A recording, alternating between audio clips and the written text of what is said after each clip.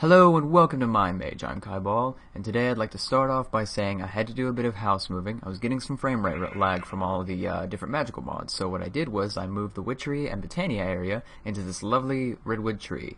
I'll show that off a little bit more during the video, but for now I'd like to basically introduce what we're doing with the mods. So as far as Witchery goes, we're going to be making an attuned stone, and then a distillery in order to make chalk to do circle magic with the circle magic book that we'll make to charge the attuned stone. It all links together, I promise. And as far as Botania goes, it's going to be a little more a little more random. We're going to be making a few magical apparatuses, one that actually allows for pocket crafting, which is pretty cool. I'm also going to show off making mana steel ingots and mana pearls, as well as a mana pylon to help us do a little bit of enchanting that we haven't really gotten to get into so far, as well as the final thing, a runic altar, and this will allow us to make much more complicated flowers and devices. Alright, well let's get right into it.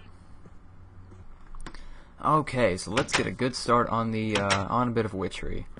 Now this is the Botania room, so we're gonna go up here, up here, up here, a little further. Here we go. All right, now to make an attuned stone, very simple. I think we're gonna make about 3 of these, probably the best option right now. To make an attuned stone, you need a diamond, a bucket of lava, and what's called, I believe, whiff of magic. Yes, and I've got 2 whiffs of magic here. So we'll stick with 2 stones then instead of 3. Because I've only got 2 of those. And it's actually a really simple crafting method. Do my crafting benches here. And it's just lava bucket here, the diamond in the middle, and the whiff of magic on top. And you get an attuned stone. Now I can only do 1 because I've only got that 1, but luckily, just to ease the pain, I brought my lava sigil with me. Don't worry, I'm not going to burn my house down. Remember, it only makes a lava source block, so I don't ever have to worry about it flowing particularly. So lava bucket, diamond, and 1 more whiff of magic, and we have another attuned stone. Now, the next thing we're going to work on making, since we have the attuned stone, we need to be able to charge it. And what we need for that is we need circle magic. But who knows which spell we might actually want to craft. So what we're going to do is we're going to make a book called Witchcraft Circle Magic. Yeah, oops. Oh, I messed that all up. Witch, C-R. There we go. Witchcraft Circle Magic. Now, this will look a little bit different to you. I'm going to need a belladonna flower, a feather, any kind of ink, a book, and a whiff of magic. So we're going to need to do a few more whiffs of magic. So let me cut down some rowan trees and get some saplings, and then I'll be right back into what we were doing. Alright, so while that stuff's cooking up, what we're going to do is we're going to make ourselves what's called a distillery. And we're going to need this in order to make the specific, I believe it's Tear of the Goddess. Which is made from Breath of the Goddess, ironically, in order to make the not the wizard's chalk, that's Ars Magica, to make the chalk for circle magic. So let's look up the distillery, D-I-S-T. Oh, there we go. We go into this distillery here, and you see it takes 4 iron ingots, 2 clay jars, 1 of those attuned stones, and this is an uncharged attuned stone because it does say that it's charged when it needs to be charged. So 1, 2, 3, 4, and grab ourselves a couple of empty bottles before this thing uses them all. Look at that, we got our whiff of magic too. So we'll go ahead and make ourselves crafting room. There we go. Go ahead and make ourselves that distillery. I love this here, the NEI shift click thing. If you don't know about that, you just shift click the question mark, because if you normally click it, you just get kind of like a shadow. You see that the items are still there. It's like a hologram basically, but if you shift click it, it puts the items in if they're in your inventory. And there we have 1 distillery. Now we're going to go ahead and set this up by the tree. And you all may notice that I have a fire going on within the leafy treetops. The reason I have that going, and I'm feeling pretty confident about it, is because I have I changed one of the game rules, and I told it that fire is not allowed to tick, so basically it can't spread. I believe the name for it is /do game rule fire tick, or no, game rule do fire tick false, and that turns that off from spreading. That's also why I felt confident about pouring lava in the middle of my house, because it doesn't matter, it won't ever spread. That doesn't mean the lava's not spreading. That's an effect of the lava sigil itself, placing only a source block that has to be enacted upon before it becomes a regular block. Alright, so let's get together the ink and feathers that we need. Which I totally have somewhere. There we go. feathers, and I got my books in...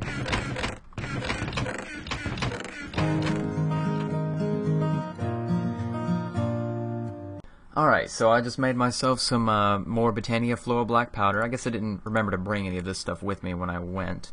Oh, I almost forgot one specific thing. Whenever you make a witchery book, 9 times out of 10 you're going to use a belladonna flower for the top of it. I'm not quite sure why. I guess it's just kind of one of the significant things to the mod, the belladonna flower. Maybe it has a little bit of magic within it. It's the speciality kind of thing. Alright, so that there, and one of the whiffs of magic, and there we have the Witchcraft Circle Magic book. So there we go. Alright, so now that we have this Circle Magic book, I can work my way up to making the stuff that we need in the distillery. But our main focus is the distillery for which it's powering. So I've already got a couple of Breath of the Goddesses in here, and what we're going to do is we're going to top them off with 2 Lapis Lazulis. And this is what's going to make Tear of the Goddess. Now, as you can see, it's going to be a little slow. Unfortunately, there are no upgrades to speed up the process for which distilling occurs. Just like there's no way to speed up the process of the Witch's Oven burns things. It says to do charcoal because it gives you more of a chance to get whiffs of magic, or, well, any breath really, but there's actually a device you can make called a fume funnel. I'll make a couple of those later and just stick them on the side, but I can show you the recipe right now. The fume funnel, right here, made with a lava bucket, glowstone, some iron, and some blocks of iron and bucket. It takes a lot of iron to make one of these. You can stick one on either side of this thing, and basically it reduces the chance that you won't get a breath or a whiff or an exhale or whatever kind of gas you can get out of whatever kind of thing.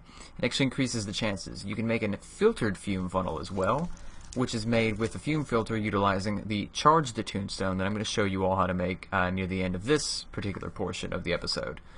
Let's see what we got here. Alright, so you see it doesn't just make the Tear of the Goddess, but actually made more whiffs of magic, some foul fumes, which actually end up being kind of useful, slime ball, and that's our Tear of the Goddess right there. And look, this one's actually just about to finish up, so we got to pull everything out of there. Very nice. Okay, so in order to make our chalk, right here, and see, we got a bunch of different chalks, different mods. Ars Magicus chalk, Runic Dungeons chalk. I haven't found any Runic Dungeons yet, actually. That sounds pretty awesome, though. But what we're doing is we're making ritual chalk. We're also going to have to make some golden chalk in order to make a heart glyph, which is kind of lucky that it gives you 2 per. Now, in order to make ritual chalk, you need that Tear of the Goddess that we made, some wood ash, and some gypsum. Now, in order to make gypsum, this is also going to require the distillery. We need quicklime and that foul fume that we got. Like I said, it's actually pretty useful. So, let's go and grab some quicklime. Now, all quicklime is I'll show you, actually. You just press recipe here. It's literally wood ash. It's just wood ash. I don't know what process your character goes through to make it, but that's all it is. Just you craft wood ash, and there you go. So we'll stick 2 foul fumes there. Now 2 gypsums on the bottom. I don't think it matters the order at which you put it. No, it doesn't. So you could just stick any 2 things in there in any way, which is pretty beneficial, I will say. Now let's go ahead and look at our circle magic, and I'll also show off something I did a little at the bottom. Let's see. Click here. Okay, rite of binding. We want the rite of charging. I'm going to skip through. You notice there's 89 pages. You can skip through different portions, like this one has to do with teleportation. This one has to do with keeping monsters in and out. This one has to do with nature, blah, blah, blah. It's pretty easy to tell what goes where. So we want the rite of charging. There we go. Charges the Attune Stone. For that I need Attune Stone, Glowstone, Redstone, Wood Ash, and Quicklime. And you've just figured out how to make Quicklime, so that's fantastic. Now we're also going to, I'm going to go ahead and show off this down here. This is where the circle magic is going to take place. It looks a little strange hanging off the side of the tree. I tried to put it as close to those as I could, but this is going to definitely be the circle magic area. Also got a little view inside. You can see potion shelf. It's pretty nice. So let's go back up here and see how the distillery's doing. Looks like it's cooking everything through. Now we also get this stuff here called oil of vitriol, and this is a very important thing. And you see it's not too hard to make, but this allows you to make diamond vapor because this is the only thing that will, I guess, split a diamond, essentially. You know what, let's go ahead and throw one of those in, and I'll show that stuff off later. But just to have it to make it, because, like I said, Witchery is a diamond-intensive mod. It really eats them up. But if you're good at mining, or if you just don't mind mining, it's not too bad. So the next thing we're going to work on, since we have the 2 tiers of the goddess, and we have the gypsum now. We're going to go ahead and make ourselves a set of ritual chalks. Now, the next thing that it said we needed was wood ash right there. There we go. Let's go down to the crafting room. Here we are. And we'll just do it just like it showed us. So we got 3 wood ash, 2 gypsum, and 1 tier of the goddess, which I put right here. There we go. 2 ritual chalks. Now, in order to make the golden chalk required for the heart glyph, simply enough we need a mandrake root, a golden nugget, and 1 of the ritual chalks within a cauldron. So let's get our ingredients here. We need gold to make the gold nugget. The mandrake root, which I luckily have 1 of. Let's go ahead and throw this ant twig in here, and the alder sapling. And that should be it. Yep. Okay, so let's make ourselves a gold nugget. Perfect. Throw that there, put that right there. Alright. So just do like we normally do. Toss and toss and toss again. Let that thing do its brew. Uh-oh. What's going on? Well, actually what's going on is that I don't have enough power in the altar to make this particular thing. It actually costs about 2,000, if I'm not mistaken, to make ritual chalk. Or to make golden chalk, I'm sorry. It won't tell me there. I have to check one of my books out. Let me see here. Which is brews. Here we go. Yep. And see, it'll tell you altar power costs 0 for that mutandis. But in order to make golden chalk, I actually need 2,000. 2,800 for rituals. So I need actually almost 3,000. Now, that does sound like a lot, given the fact that I'm in a redwood tree and I have all kinds of nature planted around my thing, but it's not particularly making a lot of power. It's only 1,800. So, whilst I've been exploring, I found a couple of little runes from one of the dungeon mods that I had that gave me a couple of skeleton skulls. I kept this one just to put on the altar. And what these do is they increase the power by 1, so basically doubling the power. See? It went up from 1,800 to 3,700. Basically doubling the power. And that will give us just enough power for this thing to start kickstarting and making what I need it to make. And as you see, it clearly wasn't 2,000. It actually wants 2,800 from it. So as soon as this charges up, and that's what the torch is here for, to help it charge up a little more, make it a little faster. As soon as this builds up power, this will start to take up the power and make our golden chalk. So it's always something you want to pay attention to, the power cost for a ritual to make a specific thing. There we go. Now I'm going to look over here in the distillery, and as you see, 1 diamond made 2 diamond vapors and an odor of purity. Now the odor of purity isn't too special, you can get that from a tree. Oh, I got a little bit of slowness from that. You can get negative effects from crafting things in here. I'm sure I'm sure you all are aware of by now. I got a couple while I was making the mandrake roots, or the mutantis, excuse me. Go ahead and throw some water in there. Alright, so we've got our golden chalk, and we've got our ritual chalk. Let's go ahead, what we're going to do before we draw up the circle is we're going to go ahead and throw everything away that we don't need. That way we can just kind of clear up some room in our inventory. So grab the stuff that we do need. Go ahead and put, here's the cool thing, my favorite thing about these potion shelves is that these are technically potions. So I can just stick any of these in anywhere. It's freaking awesome. Oh, actually that one can go here. There we go. Alright, and let's grab ourselves, it said we needed redstone, glowstone, wood ash, and quicklime. Put that there. And I already made a bunch of quicklime, but I'm just going to go ahead and make some. Right there. And the attuned stone, and that was it.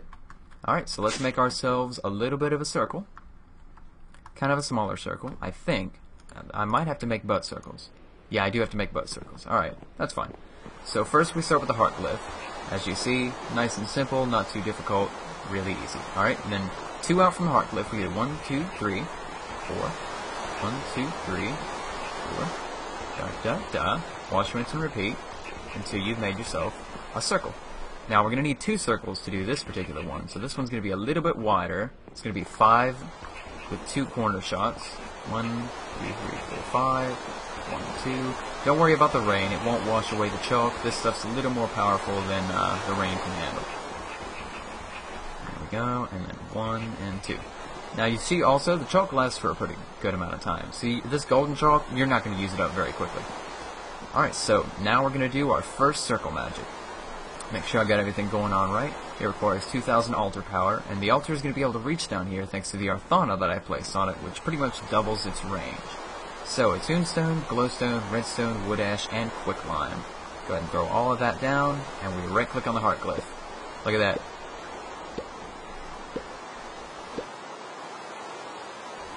Ta-da! Holy cow! I love circle magic in this game. It's a really cool crafting system that allows for very interesting results. You can make all kinds of really cool stuff out of it. Okay, so I got myself a charge to Tombstone. I'd say we're pretty good as far as Witchery goes. We made a couple little things. I showed off a little bit of circle magic. So what we're going to do now is we're going to move over to Botania, and I'm going to show off the particular devices I promised from the beginning. Alright, so out in the garden we can see that I've got, the setup is still working well, and it's produced me quite a bit of mana. Just for reference, these things hold a very, very lot of mana. I couldn't tell you how much, because I don't know the cap, but I can tell you it's way, way more than the diluted mana pool. We can check here and see that it's still only fifth full, or not a fifth, more like an eighth. And over here, where I've been burning up logs and things, it's barely reached it, barely gotten close. This one's almost constant though. So what we're going to work on right now, and this is where I should have kind of used that bookmarking thing so I could remember what I was doing. But we're going to make a couple of little apparatuses, some mystical items. The first thing we're going to look at is what's called an assembly halo. It's basically a crafting table that you can carry around, a really nifty little device, something that helps out whenever you need it. So what we're going to need to make are mana pearls and mana steel ingots. These are really easy to make. All you have to have is mana and an ender pearl or any kind of, well, any kind of iron. Silly thing to say, but iron basically. And all you do, just like with making the mystical petals, is toss one in. 2, 3, 4, 5, 6, 7, 8, 9, 10, 11. And they take very little mana to make up. Go ahead and make another one. Make a couple of mana pearls as well. Same thing. 1, 2. Now don't queue them in, otherwise you will just toss it and teleport yourself into the thing, which is kind of worthless. So we've got the mana steel and the mana pearl. And I will say, mana steel is only a little bit more powerful as far as durability as regular iron. You can make tools out of these simply enough, but you have to use. Oops, I hate it when it does that.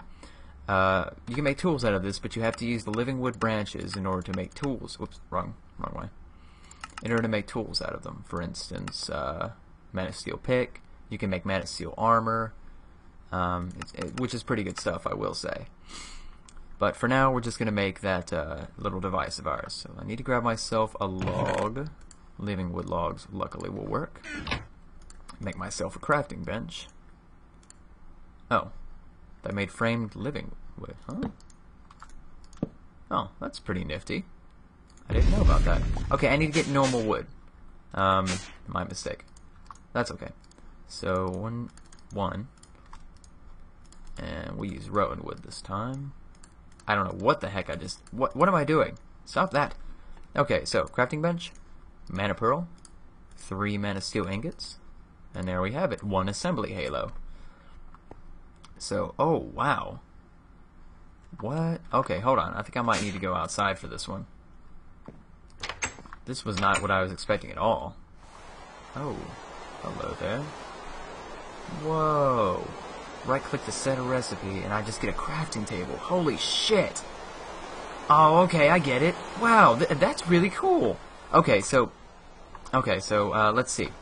I've got a mana pearl, so I can make a runic altar. Let's use this to set up. No, let's not set a recipe like that. That's silly. Let's set an axe recipe. Okay. So right-click to set a recipe. Wait, crafting table. Axe. Okay. It'll drop them. How do I right-click to set? Right-click. Maybe I have to make it first. Maybe it has to remember a recipe from the thing. And then, there we go. Look at that. So now I just right-click there, and oh, that's so cool. Look at that. So I've just got an axe recipe now. And I use the crafting bench to make a new recipe thing. That's really cool. So, okay. I can make all kinds of specific recipes that will allow me to make things much more quickly, as long as I have those things on me, of course. So, let's say I want to just make... oh, I got it. Where is it? I think it's up here. Where is my daggum? There it is. Pestle and mortar. So what I can do is I can set to where I want to be able to make black ink really quickly. So what I can do is I can just pull up my crafting halo and tell this thing that as long as I have these two things, I can make black powder. And do that, and there we go. So now I'll just go ahead and grab myself a couple more of these. Oops. And pull those out of there, and then just pull out the halo and right click. Is that right? Oh, look at that. 2. Look, it makes a little particle effect. 3. There we go. Look at that. 4. Not enough materials, but I can make the axe. Oh, check it out. I got another axe. It just magically appears in my inventory. Okay, well that's really cool. I like that. Let's move on to our next little apparatus. You now can use a device called the Horn of the Wild. The Horn of the Wild? How do I make something like that? It's simple. Take this grass blade and toss it into your mana pool to get pasture seeds. What the heck are these for? Ordinarily, you use them to make more grass. But in this simple crafting recipe, you can use them to make something even more amazing. A Horn of the Wild. So how does this Horn of the Wild help me? Does it call sheep or something to my aid? Maybe they'll eat up all the grass? Huh. Actually, no. All you do is simply right-click on the horn and watch the plants drop by themselves. Holy cow, that's amazing! Does it give me all the drops as if I broke them by hand? But of course! Alright!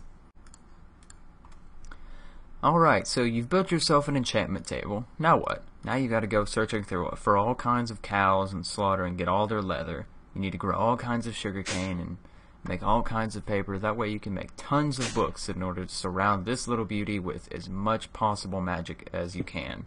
To get it as powerful as you can. Because let's face it, those starter enchantments are pretty lame. But what you can do, thanks to Botania, is you can make something called a mana pylon. And just by making 2 of these, you can fill in the levels that an entire library of books would allow. So what we're going to do is we're going to grab ourselves a couple of diamonds in order to make some mana diamonds, and then we're going to grab ourselves a little bit of gold. Now we've already got some mana steel from what we made before, and that's going to be the replacement for iron in crafting this particular recipe. Now I will say mana diamonds are a little more costly than mana pearls as far as magic goes, but not too bad to be considered wasteful. So 2 mana diamonds, 2 mana steel ingots, and a little bit of gold. It's not mana gold, just regular gold. And we get 2 mana pylons. So just by sticking one there and one there, we can look into this inventory and see that we got levels all the way up to 30, as max as possible. Now, I've tried sticking them right up against the enchantment table. For some reason, they require the space in between. So a little bit of room is required, but it's not too bad. So I've got a lovely little enchanting room here now, and I can make all kinds of amazing enchanted equipment thanks to the power of nature. Alright, so the last thing that we're going to work on is making what's called a runic altar. I've already got a mana pearl, so I can simply show you how to make this. Very easy. Just right like that, in this little shape here, and I've got myself a runic altar. Now a runic altar will power off of mana pools, basically. But you still have to use a mana spreader to get the mana from the pool into the altar. Now I'm not going to be able to get into rune creation on this episode, so we're going to have to work on it on the next one. But that's alright. We're also going to do a little more advanced blood magic as well. Alright, well, as always, thank you all for watching. Remember to like and subscribe, and you all have a good day.